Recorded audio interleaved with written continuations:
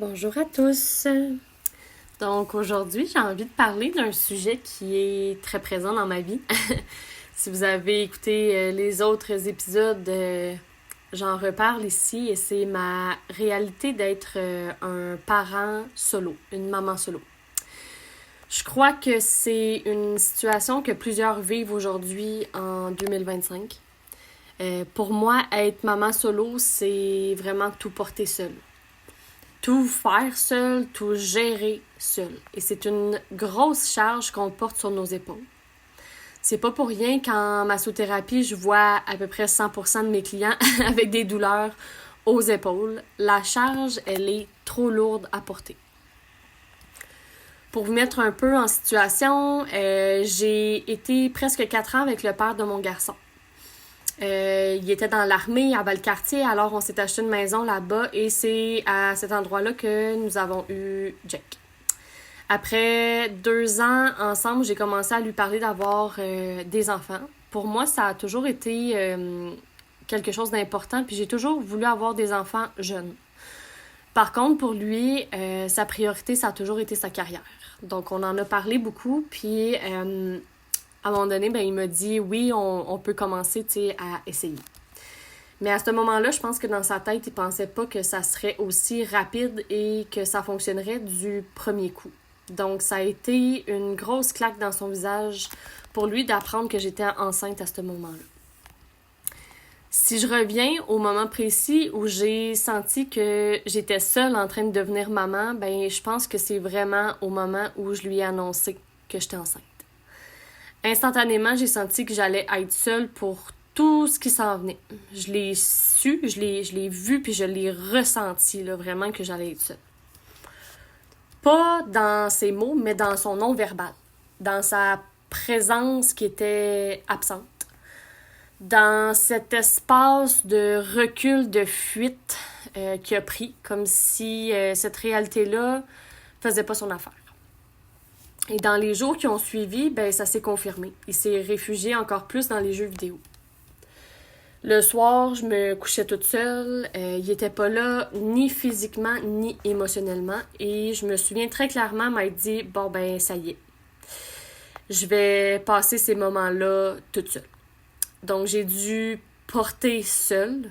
J'ai tenté de lui parler, de lui demander plus d'aide, mais il était pas présent du tout. Donc, ni pendant la grossesse, très peu pendant l'accouchement et pas présent par la suite. Donc, j'ai décidé de quitter. Quand j'ai quitté avec Jake, c'était vraiment un choix de survie pour moi. À Québec, j'étais seule. Ma famille et même sa famille étaient toutes dans le coin de Montréal. Donc, j'avais un bébé, j'avais 2 chiens, aucune famille autour de moi, un père qui était pas présent, puis une fatigue qui s'accumulait avec un nouveau-né, tu sais. Donc, revenir à Montréal, pour moi, c'était revenir vers un peu plus de soutien, surtout du soutien de ma mère. À ce moment-là, ma priorité, c'était de nous sauver, mon garçon et moi. Et c'est juste en enregistrant ce podcast-là que j'ai réalisé que la charge de tout porter seule, dans le fond, je la porte depuis le jour 1, depuis la conception. Depuis le moment où j'ai su que j'étais enceinte. Je me suis comme retrouvée toute seule. Ce poids-là de tout porter seule, sans aide, sans support, sans accompagnement. Oui, il est encore un petit peu dans le décor aujourd'hui, mais il n'y a pas vraiment de constance. Alors, dans le quotidien, c'est comme s'il n'était pas vraiment là. T'sais, financièrement parlant, oui, il paye une pension alimentaire, donc oui, ça m'aide sur le côté financier, mais sur tous les autres points, je suis seule. Les études, de faire les leçons à la maison, l'école, toutes les rencontres, les rendez-vous médicaux, les suivis et tout, c'est moi. C'est moi tout le temps. Sans compter les responsabilités qu'on a tous à la maison. Les repas, la vaisselle, le ménage, le lavage. C'est moi, encore une fois, tout le temps. Être maman solo, je trouve ça assez lourd à porter par moment. la vie coûte très cher aujourd'hui, les responsabilités sont énormes et dans mon cas, ben, je porte aussi une charge émotionnelle qui est assez lourde et exigeante avec mon garçon qui est constamment dans l'opposition, la provocation, la violence physique puis la violence verbale. J'ai jamais vraiment de break ou quand j'en ai, c'est très très court. Puis ce que j'ai constaté justement cette semaine, c'est que ces moments-là où il s'en va peut-être 1 ou 2 journées, ça me permet juste de recharger mes batteries assez pour être capable de survivre un petit peu plus longtemps, tu sais. Fait que ça me permet jamais de récupérer au complet puis de me sentir au top de ma forme, pleine d'énergie puis être capable d'être présente pour lui puis de l'accompagner à 100%. J'ai juste un petit peu plus de gaz pour réussir à faire tout ce que je dois faire, tu sais. J'ai pas personne à qui dire, tu sais, prends le relais 2 minutes, là, je vais juste aller respirer, là. Tu sais, ceux-là qui sont en couple, tu sais, puis que le partenaire est présent, puis que tu peux dire, hey, là, je suis pas capable de gérer cette situation-là, est-ce que tu peux y aller? Moi, je vais aller dehors, je vais aller marcher 5 minutes, j'ai juste besoin de prendre l'air, tu sais. Ben, moi, je dois rester là. Je dois tenir, même quand mon système nerveux est complètement surchargé et dérégulé. La phrase que j'entends le plus souvent autour de moi, ben c'est le « t'es belle, t'es forte, t'es capable ». Tu sais, cette belle phrase-là est implantée dans nos cerveaux là, depuis je sais pas combien de temps. Là. Ben oui, je sais que je suis forte. Oui, je vais y arriver. Mais à quel prix? Être la superwoman constamment, c'est épuisant, c'est drainant. Les 2 dernières années ont été particulièrement difficile, toujours à courir à gauche puis à droite, à surresponsabiliser pour tout le monde. On était presque jamais à la maison, tout le temps ça go. Fait que c'était assez intense de gérer le tout au travers de ça. Et pourtant, ben, c'est jamais ce que j'ai voulu comme mode de vie. J'ai toujours voulu avoir un mode de vie lent. Un mode de vie hors du commun. Faire l'école à la maison avec mon garçon, pouvoir lui offrir une éducation différente. Mais ralentir dans un mode de vie qui va hyper vite autour de nous, constamment, c'est très difficile à suivre. Fait qu'en lui faisant l'école à la maison, dans les dernières années, ben j'ai vu que les crises, ils étaient déjà là, les crises, tu sais, puis la violence était là aussi, mais ça l'a augmenté. Puis j'étais juste plus capable de gérer, là. Fait que j'ai eu beaucoup d'émotions, j'ai pleuré beaucoup, je me suis sentie vraiment à bout. Puis tout ce que je voulais, ben c'était du soutien, c'était de l'aide. Quelqu'un pour m'épauler. Puis j'ai finalement décidé de prendre la décision. J'ai décidé de prendre la décision, oui. J'ai pris la décision d'envoyer mon garçon à l'école. Puis ça a été un immense deuil à faire pour moi au début parce que j'ai ressenti vraiment un sentiment d'échec. J'ai pas réussi à accomplir ce que je voulais. Puis en même temps, quand tu regardes ça, c'est presque irréaliste d'avoir tous les rôles sur une seule personne, tu sais. Être la maman, être la femme, être l'aide ménagère, la cuisinière, puis en plus être l'enseignante, être la thérapeute aussi. Tu sais, là, ça fait beaucoup trop de rôles à porter sur ses épaules, tu sais. Mais quand j'ai pris la décision, j'ai tout remis au point zéro. Donc, j'ai mis au point zéro le fait de l'envoyer à l'école, même si je savais pas comment. Puis j'ai mis au point zéro le fait de le garder à la maison avec moi puis de lui faire l'école à la maison, même si je ne savais pas comment. Puis revenir au point neutre, ben ça m'a permis d'accepter ma décision puis de faire la paix avec ça. J'ai pu me dire, ben c'est correct, tu sais. T'as tout donné ce que tu pouvais, puis là, t'as vraiment besoin d'un break, tu sais. Peut-être que ce break-là est temporaire. Il n'y a rien qui m'empêche de le ressortir de l'école plus tard puis de lui faire l'école à la maison, mais dans l'instant présent ici, c'était nécessaire pour moi d'avoir un peu plus de break, tu sais. Puis même là, ben je trouve que même s'il est à l'école, j'ai pas tant de break quand même parce que je travaille puis je suis retombée dans un mode de vie de métro boulot dodo. Fait que je cours d'un bord puis de l'autre. Puis Ce qui me fait tenir, je pense, au travers de tout ça, c'est les petits moments là, vraiment précieux avec mon garçon. Ces moments où, tu sais, il arrive puis il me dit « Maman, je t'aime ». Puis 30 secondes après, il va se revirer encore une fois puis il va dire « Maman, je t'aime vraiment beaucoup. » là. Même si c'est pas présent tout le temps, même si à d'autres moments, je reçois beaucoup de méchanceté, que je suis la pire mère du monde, qui me dit des choses vraiment très dures, ben ces petits mots-là, ben ça me ramène, tu sais. Il me rappelle que quand il est en crise, ben il est juste pas lui-même. Il est pas en contrôle non plus. Et ce que je continue de rêver pour nous deux, ben c'est des journées d'harmonie, c'est des journées de plaisir, des journées où les crises vont diminuer, puis où la joie va prendre plus de place que la souffrance. J'essaie de continuer à espérer qu'on va trouver les bonnes ressources, l'aide nécessaire, la bonne façon de l'accompagner au travers les difficultés, puis de m'accompagner moi-même aussi, pour qu'on puisse vivre plus souvent des beaux moments ensemble que des moments difficiles. Puis en même temps, ben, cette réalité-là m'a forcé à développer quelque chose en moi, et c'est la patience.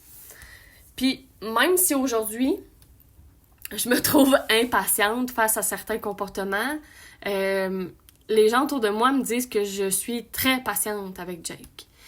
Et je sais que ça, ben, ça s'est développé au fil des années dans ma relation avec mon fils. Mais là, où c'est le plus difficile, c'est dans ma relation avec moi-même aussi. Comme maman solo, je trouve que je me suis beaucoup perdue. Je suis souvent dans le rôle de la mère, ou comme je disais tantôt, dans tous les autres rôles à l'extérieur, la travailleuse.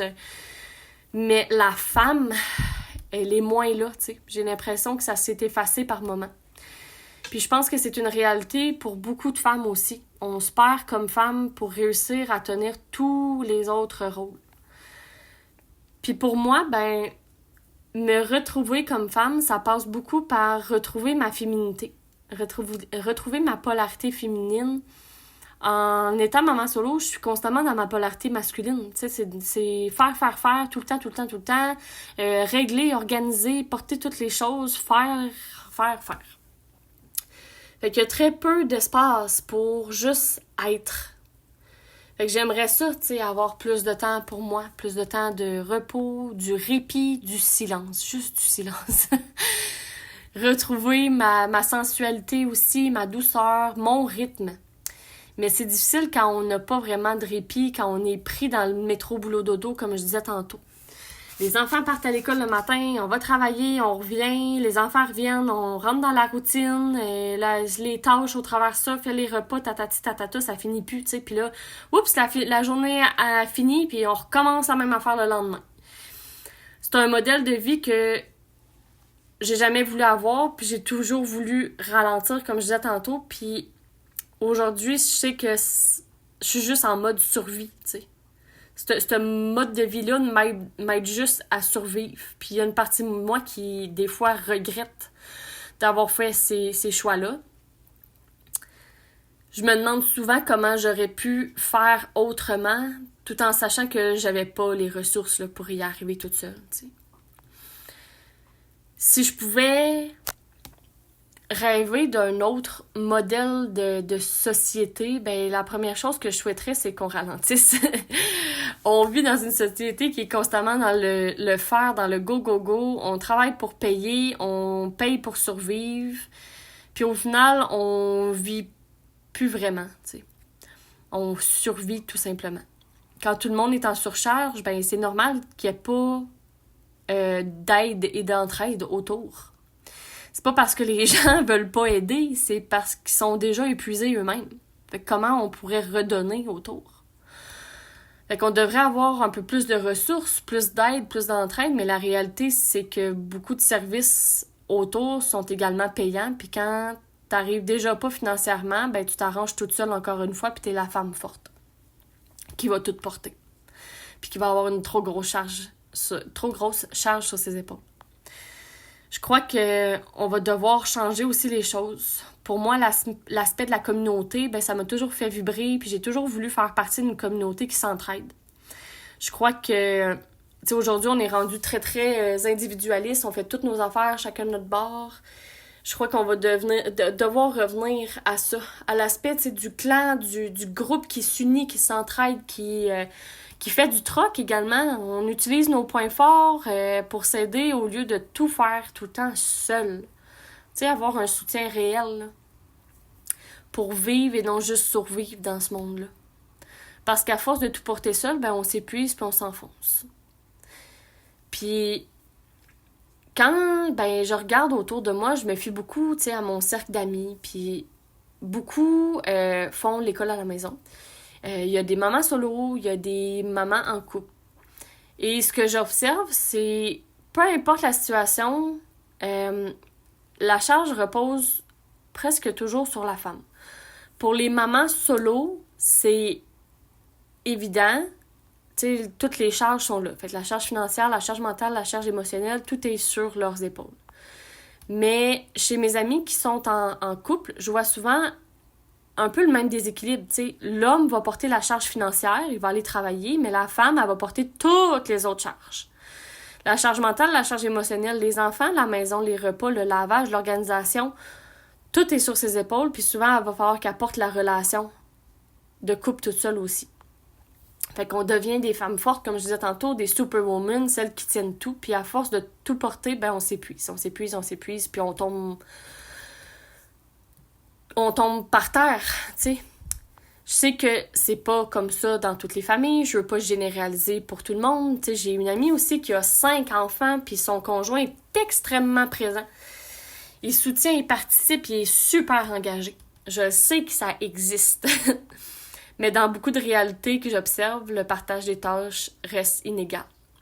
Donc, si tu es une maman solo, et même si tu es en couple et que tu te sens épuisée, submergée, tu as le droit. Puis, je te comprends parfaitement. Je te saisis parfaitement également. Si t'as pas écouté mon autre podcast sur comprendre et saisir les gens et les situations, je t'invite à aller l'écouter. Donc, tu as le droit de ressentir tout ça, de ressentir cet épuisement-là dans ton corps, parce que ce que tu portes, c'est énorme. Puis si tu m'écoutes et que tu te reconnais, t'es pas faible. T'as pas échoué. Tu fais de ton mieux dans un système qui est dérégulé, qui en demande trop, qui fonctionne juste pas. Puis ça mérite d'être reconnu. Alors, je te remercie pour ton écoute et à la prochaine!